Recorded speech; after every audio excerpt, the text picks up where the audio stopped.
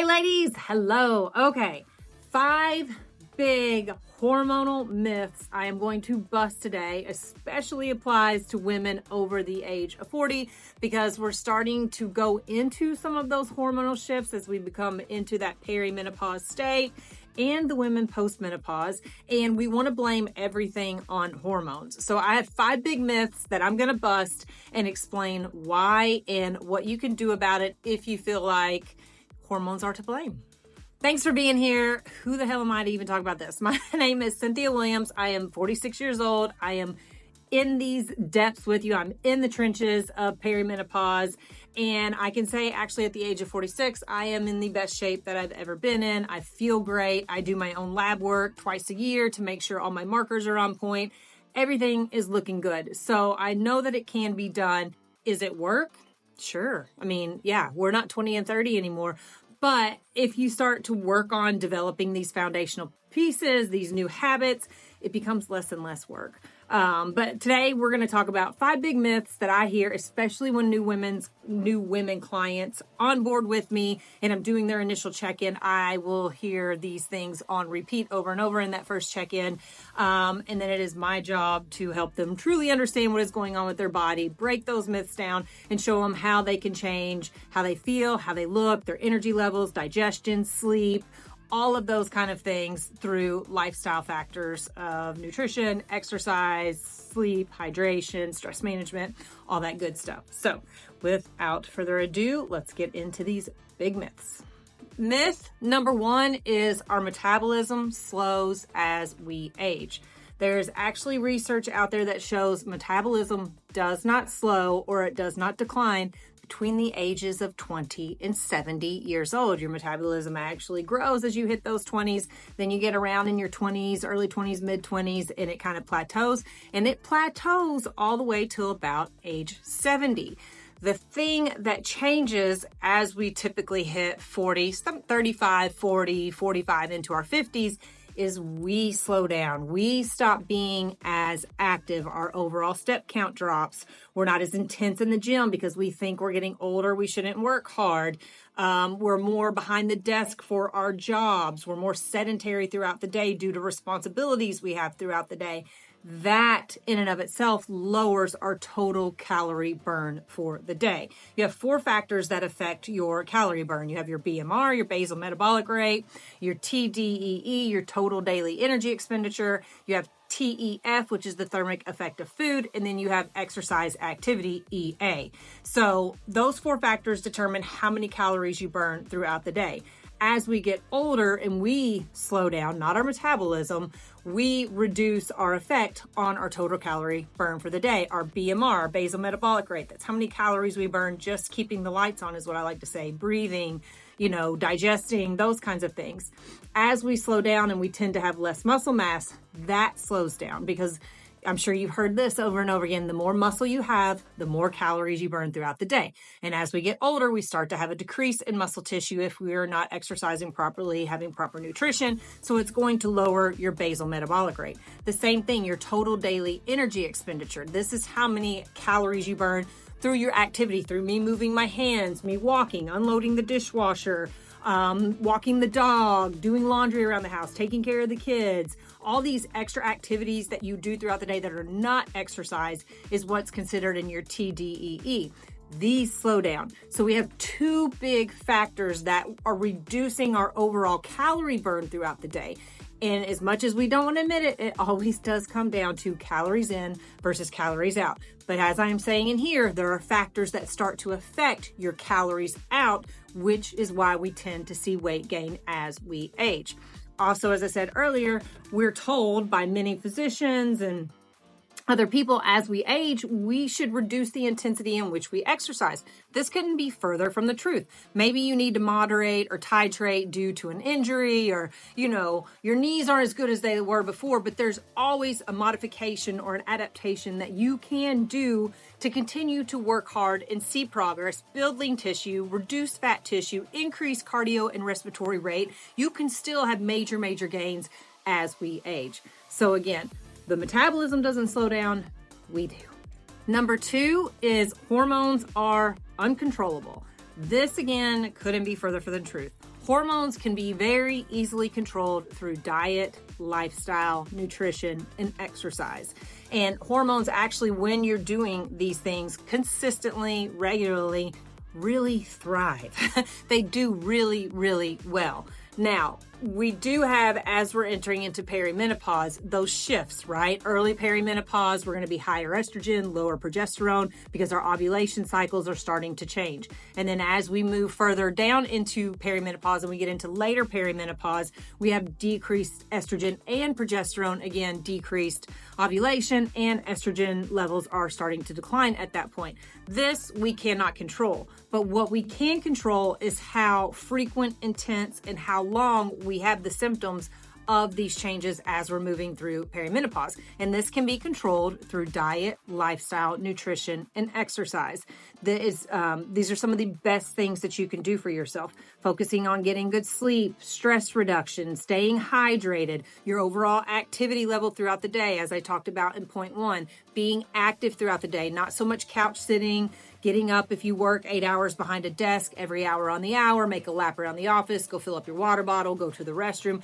Doing things throughout the day to help you increase your movement will go such a long way to reducing the intensity, the frequency, and the duration of the symptoms that you have from these hormonal changes moving through perimenopause.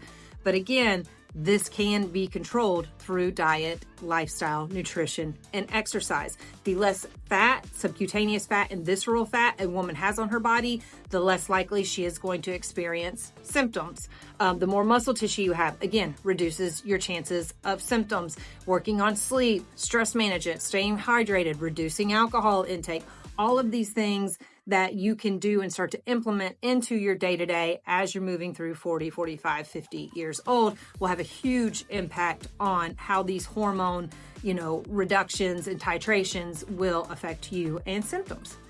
Number 3, HRT will solve all my problems. It will help me lose weight. It will make me feel better. It will be the answer. I don't have to change anything in my lifestyle or nutrition. I can just take HRT. This is the furthest thing from the truth. So HRT, I actually like to refer to it as MHT, menopause hormone therapy, because you are not replacing hormones when you go on HRT. You are trying to reduce the effect of the decline of the hormones in there. You're not going to get back to your initial levels. You're not replacing anything. What you're trying to do is buffer the desensitization of losing those hormones is what MHT does.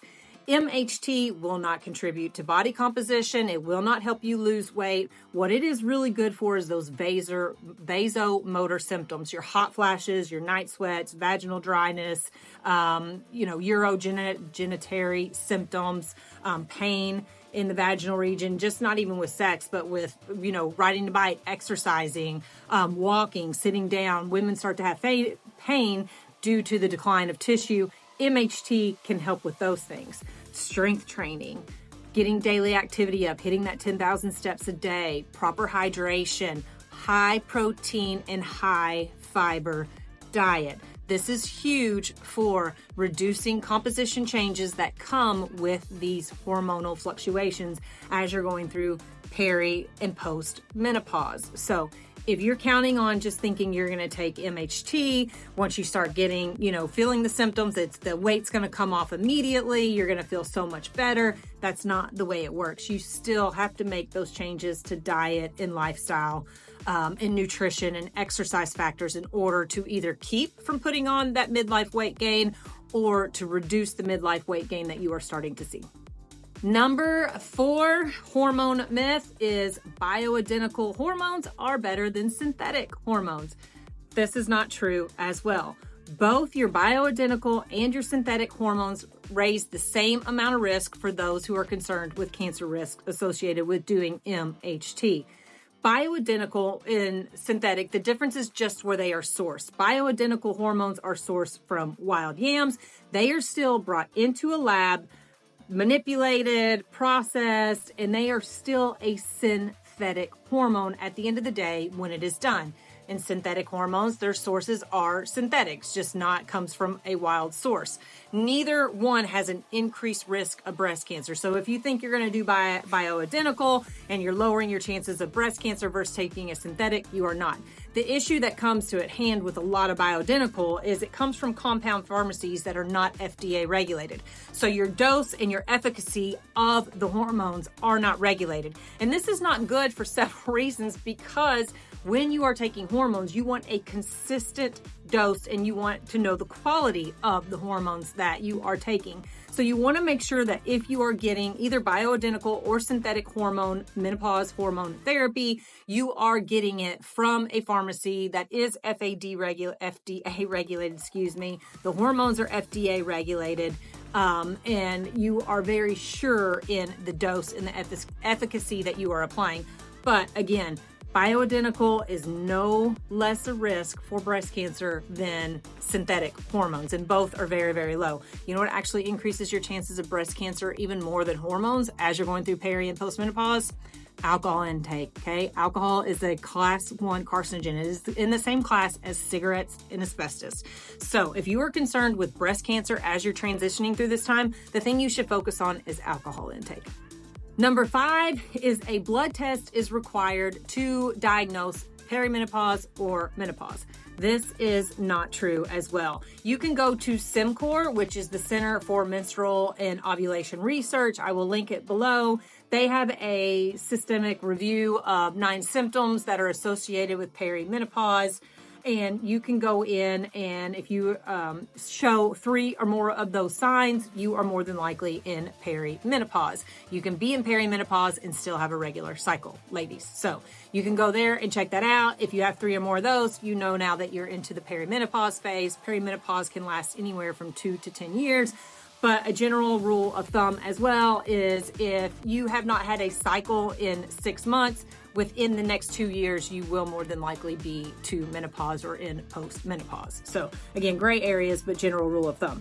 But you do not need a blood test to diagnose that. You can use those 2 things that I talked about. You can go to CIMCOR, which I has linked below, that is full of information to help you kind of diagnose where you're at. You can also go to the North American Menopause Society. It's full of information. It's again based off symptoms, because symptoms are, the guiding light when it comes to perimenopause and menopause. It doesn't necessarily have to be a blood test. A blood test at some point can be helpful because your luteinizing hormone and your follicular stimulating hormone are going to skyrocket because they're trying to get you to ovulate and you're no longer ovulating.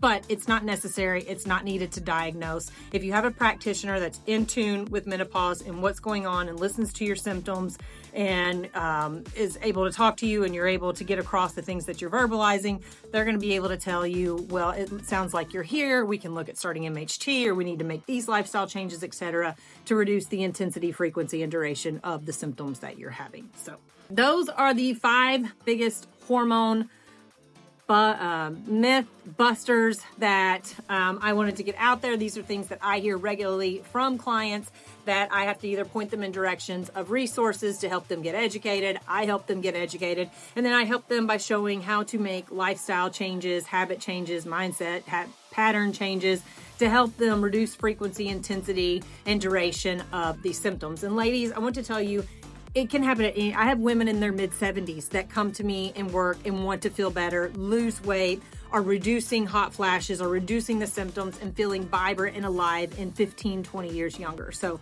do not let age be a factor. Do not say, I'm postmenopause, there's nothing I can do. You 100% can make changes at any time. So thank you for being here, and I'll see you in my next video. Bye.